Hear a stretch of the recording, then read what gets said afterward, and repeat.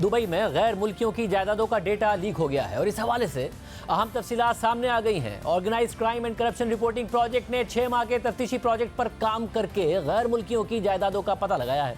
तफ्तीशी project पर 58 ममालिक के 74 मीडिया इदारों के रिपोर्टर्स ने काम किया है, जिसमें पाकिस्तान से द न्यूज़ के तहकीकाती सहाफ़ी उमर चीमा और फ़खर दुर्रानी भी शामिल हैं। और प्रॉपर्टी लीक्स में आने वाली तफसीलात के मुताबिक दुबई में गैर मुल्कियों की तकरीबन 400 अरब डॉलर्स की जायदादें हैं और इन लीक्स में दुनिया के सजा याफ्ता मुजरिमों, मफरूरों और सियासी शख्सियात के नाम भी शामिल हैं।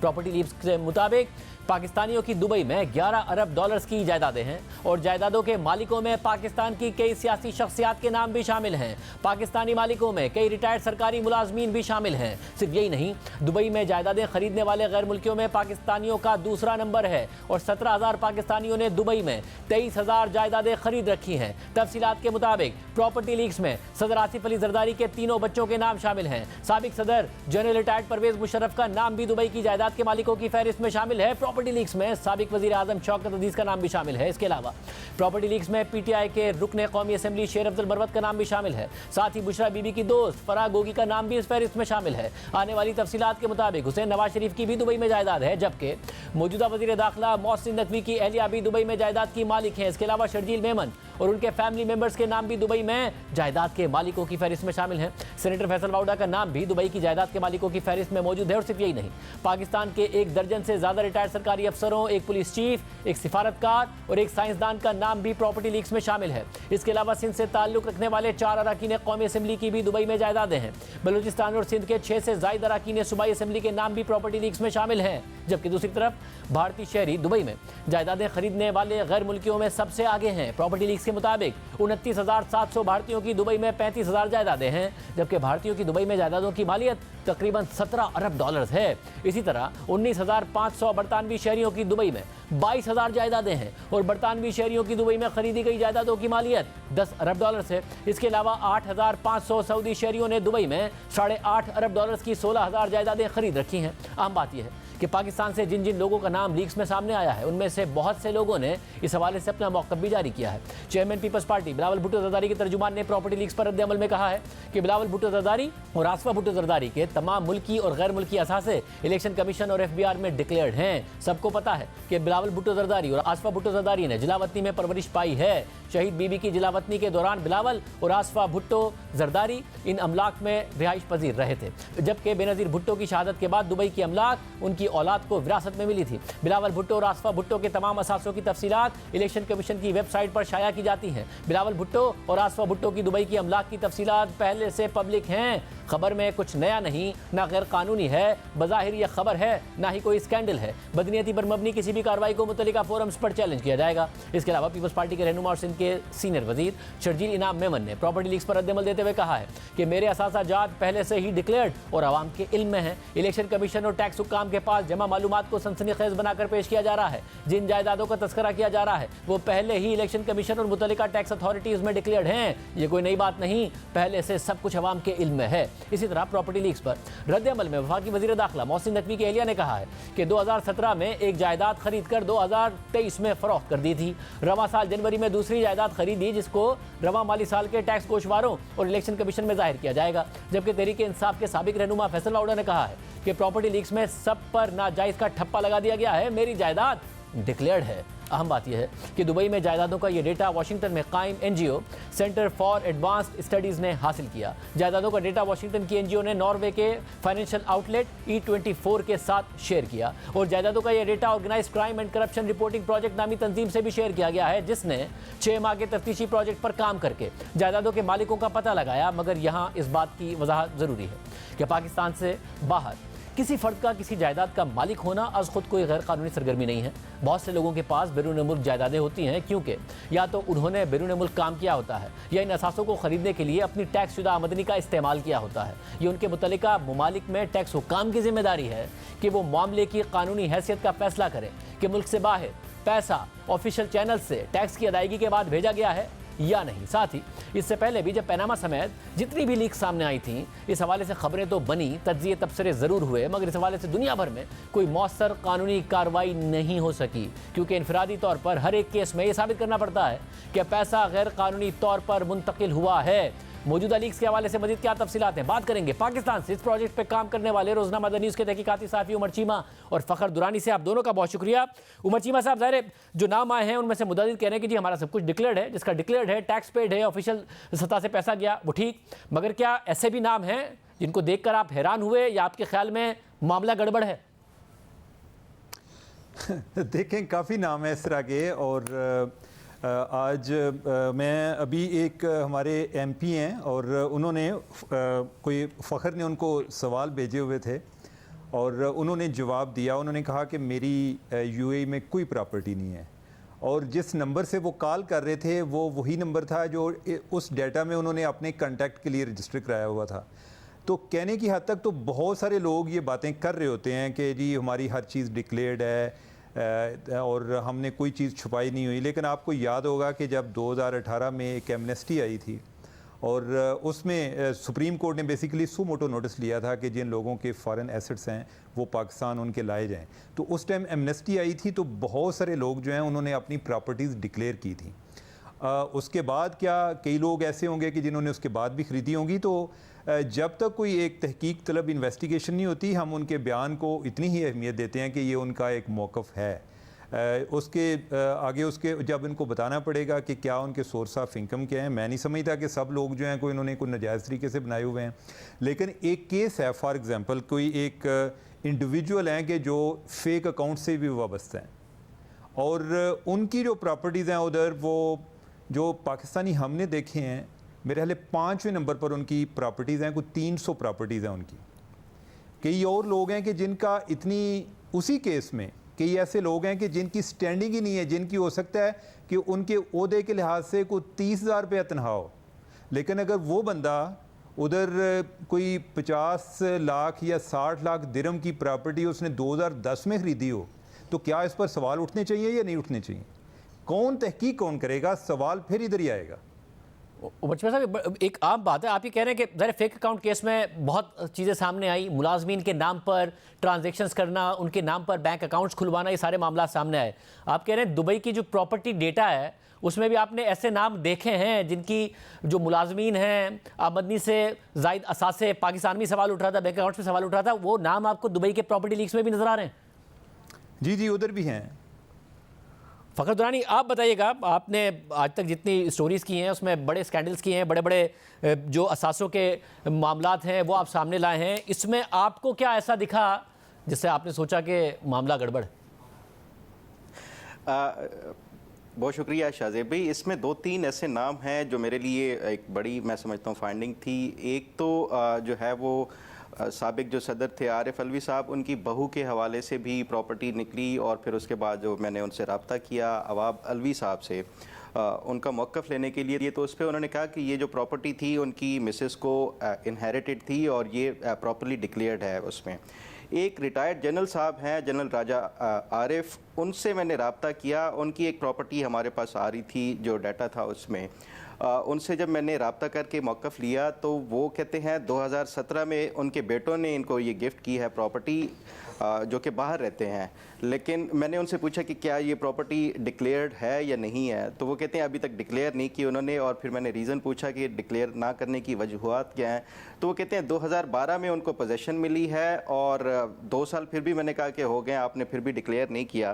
तो वो कह रहे हैं कि वो इस जो टैक्स ईयर है उसमें करेंगे। तीसरी एक जो है इम्पॉर्टेंट मेरे लिए थी, वो जो साबिक आर्मी चीफ हैं जनरल कमर जावेद बाजवा, उनके बेटे के नाम की एक प्रॉपर्टी जो है वो इन लीक्स में सामने आई है। ये प्रॉपर्टी की अगर मैं थोड़ी सी आपको तफसीलात बताऊं, ये जनरल कमर जावेद बाजवा के बेटे हैं साद सिद्दीक बाजवा।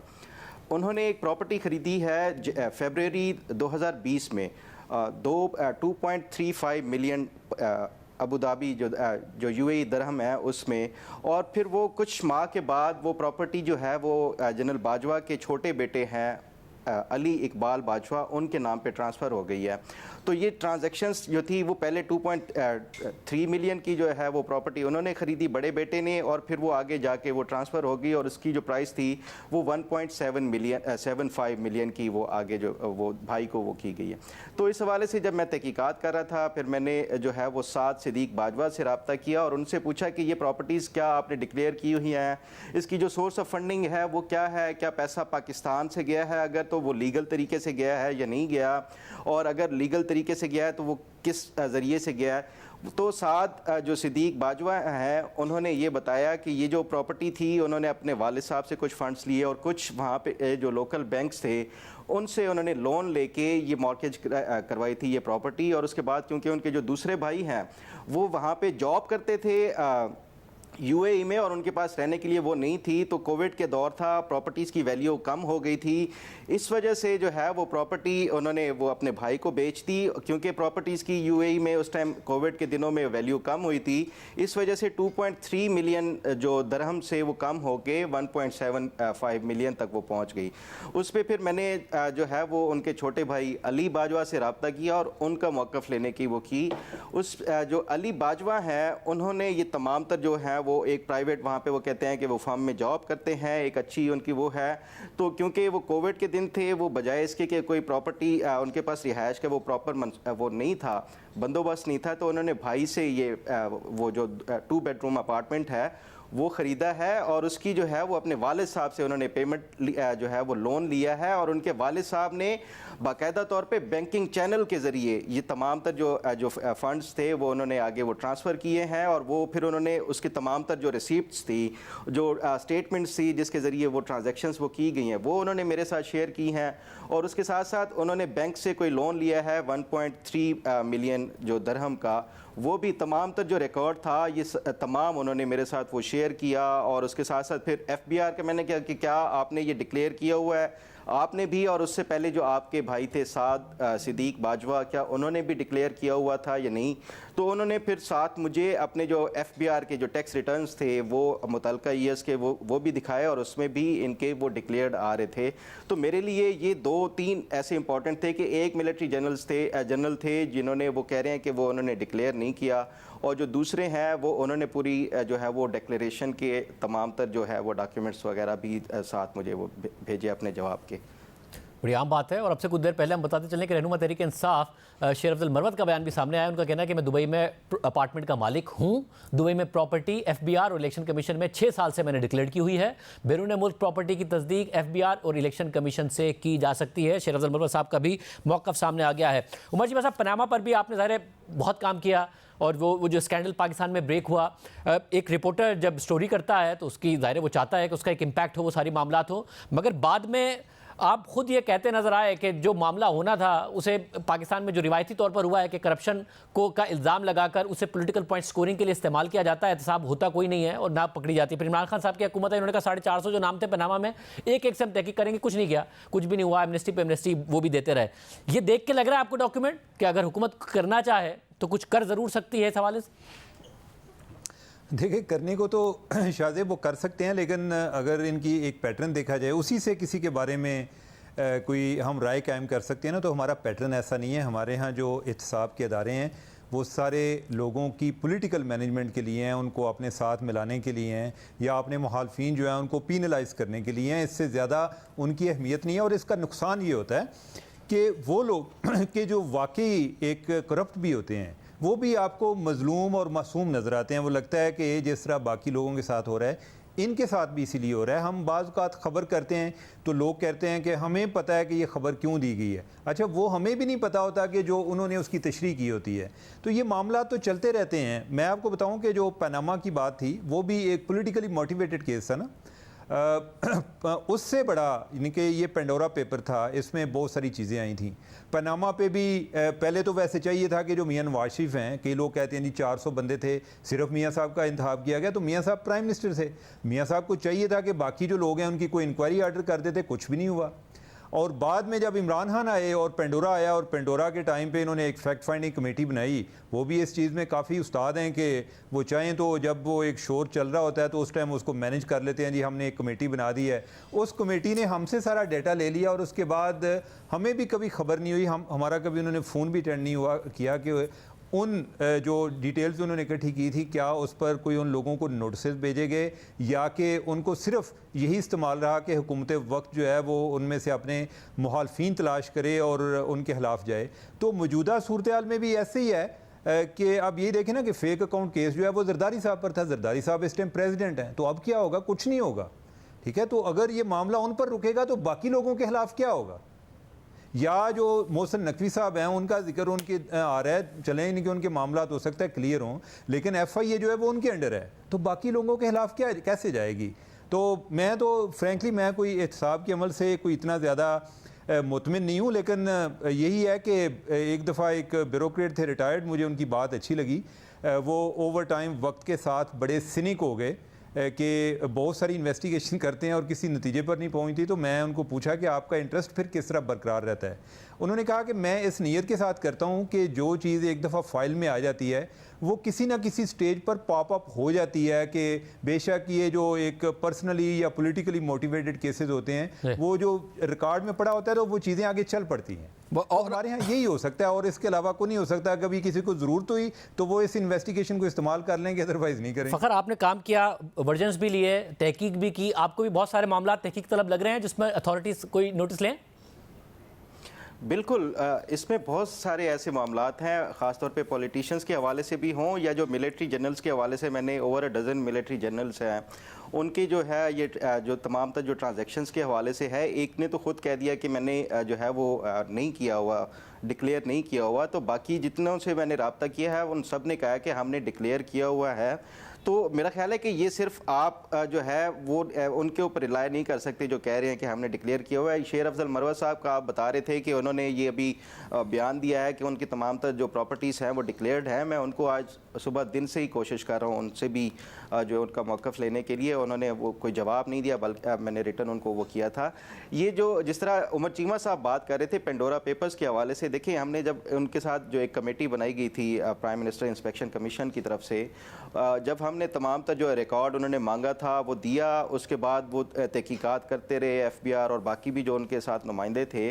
उसके बाद मैंने फॉलोअप के लिए उनको बारहा रब्ता किया और उनसे पूछा कि ये जो आपकी इन्वेस्टिगेशन थी वो कहाँ तक पहुँची है और जो रिपोर्ट है वो किस लेवल पे है। तो उस पर, क्योंकि पहले ये इमरान खान की हुकूमत थी और उस दौरान ये तहकीकात हो रही थी, और जब जो तहकीकात हो रही थी उसमें उस टाइम के जो फाइनेंस मिनिस्टर थे उनके भी नाम थे और FBR ये तमाम तर वो कर रहा था।